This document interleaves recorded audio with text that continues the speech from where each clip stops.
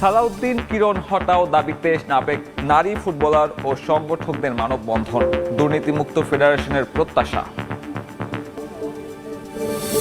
শরীরে নিষিদ্ধ ঔষধের উপাদান পাওয়ায় অনির্দিষ্টকালের জন্য নিষিদ্ধ হয়েছেন শ্রীলঙ্কান নিরোশান ডিকভেলা। প্রিমিয়ার লিগ চলাকালে লঙ্কান উইকেটরক্ষক ব্যাটার ডিকভেলা বিশ্ব অ্যান্টি ডোপিং নীতিমালা লঙ্ঘন করেছেন। সে কারণে তাকে সব ধরনের ক্রিকেট থেকে বিরত থাকতে বলা হয়েছে অনির্দিষ্টকালের জন্য। পরবর্তী নির্দেশ না দেওয়া পর্যন্ত তার এই নিষেধাজ্ঞা কার্যকর থাকবে। শ্রীলঙ্কার অ্যান্টি ডোপিং এজেন্সি LPL চলাকালে তার ডোপিং পরীক্ষা করে। খেলোয়াড়দের সততা বজায় রাখার স্বার্থে এই পরীক্ষা নেওয়া হয়।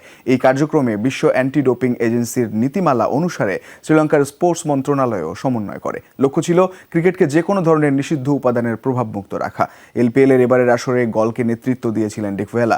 2023 সালের পর আর আন্তর্জাতিক ক্রিকেট ম্যাচ খেলা হয়নি 31 বছর বয়সী এই ব্যাটারের। অবশ্য বাংলাদেশের মাটিতে শ্রীলঙ্কার সবশেষ T20 সিরিজের দলে ছিলেন তিনি, কিন্তু তাকে একটি ম্যাচেও খেলানো হয়নি। টেস্টের আগে বড় ধাক্কা টাইগার শিবিরে, শেষ মুহূর্তে অনিশ্চিত ইনফর্ম ব্যাটার মাহমুদুল হাসান জয়। ইসলামাবাদে এ দলের হয়ে প্রস্তুতি ম্যাচ খেলতে নেমে চোটে পড়েন এই ওপেনার। রোববার MRI পরীক্ষার পর ঠিক হবে তার ভবিষ্যৎ।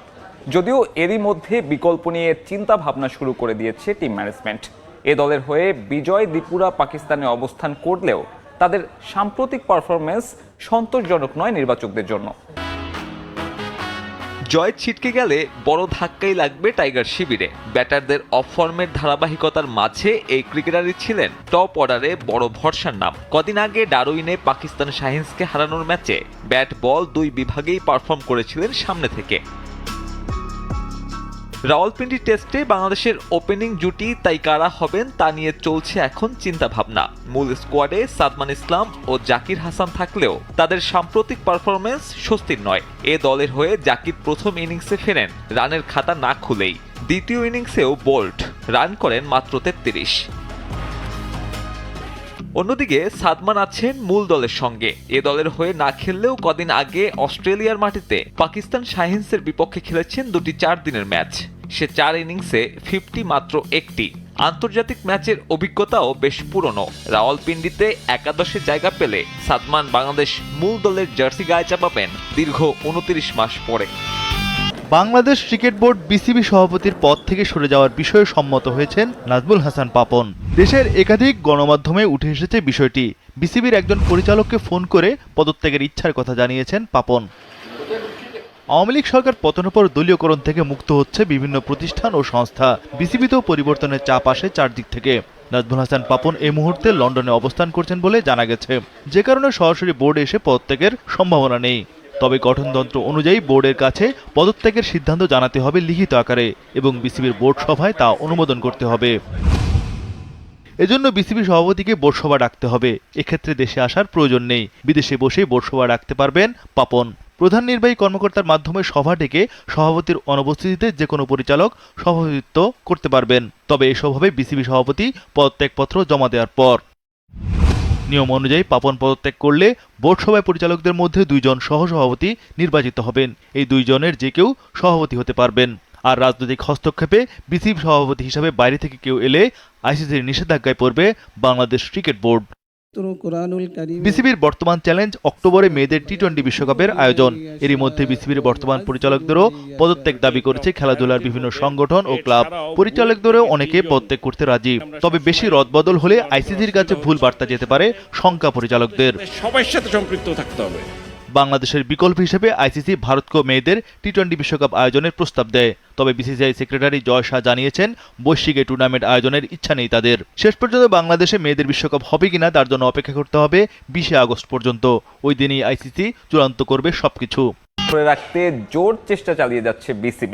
বিকল্প ভেন্যু হিসেবে ভারতের পর এবার শোনা যাচ্ছে সংযুক্ত আরব আমিরাতের নাম। এদিকে আগ্রহ দেখিয়েছে শ্রীলঙ্কা ও জিম্বাবুয়ে ক্রিকেট বোর্ডও। বাফুফের সভাপতি কাজী সালাউদ্দিন ও নারী উইংয়ের চেয়ারম্যান মাহফুজা আক্তার কিরণের পদত্যাগের এক দফা দাবিতে বিক্ষোভ ও মানববন্ধন করেছে সাবেক নারী ফুটবলাররা। বাফুফে ভবনের সামনে এ সময় উপস্থিত ছিলেন জাতীয় দলের সাবেক অধিনায়ক ডালিয়া আক্তার।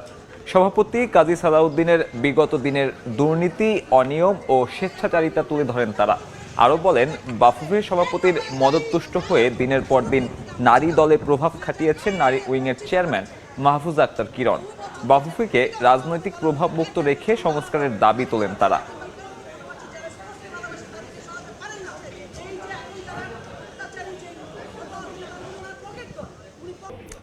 দেশের চলমান অস্থিরতায় থমকে আছে সব ধরনের ফুটবলীয় কার্যক্রম, বাধাগ্রস্ত হচ্ছে সাফের আগে প্রস্তুতিও। যদিও এর মধ্যেই এএফসি চ্যাম্পিয়ন্স লিগ খেলতে ভুটানে অবস্থান করছেন সাবজয়ী দলের 4 ফুটবলার। আন্দোলনের পক্ষে সমর্থন জানাচ্ছে। একটু দেরিতে হলেও অনেকগুলো ক্রিকেটারই কোটা আন্দোলন নিয়ে তাদের নিজস্ব প্রতিক্রিয়া প্রকাশ করেছেন, কিন্তু এই আন্দোলন নিয়ে একেবারেই নীরব সাকিব আল হাসান। তাই তো এবার সাকিব কানাডায় গিয়ে চরমভাবে অপমানিত হলেন কোটা কেন্দ্রিক ইস্যু নিয়ে। ভিডিওতে দেখা যায় ম্যাচ শেষে সাকিব আল হাসান যখন ড্রেসিং রুমের দিকে যাচ্ছিলেন, তখন গ্যালারি থেকে কেউ একজন বাংলাদেশি বলছিলেন, ভুয়া সাকিব কোটা নিয়ে কোনো কথা বলে না। সাকিব তার দিকে এগিয়ে যায় এবং কি যেন বলার চেষ্টা করে। তরুণ শিক্ষার্থীদের হাত ধরে চলমান এই কোটা সংস্কার আন্দোলন নিয়ে যখন সারা দেশে বিক্ষোভ ছড়িয়ে পড়েছে, তখন নীরব ভূমিকায় সাকিব আল হাসান। তাই তো উঠেছে নানা প্রশ্ন।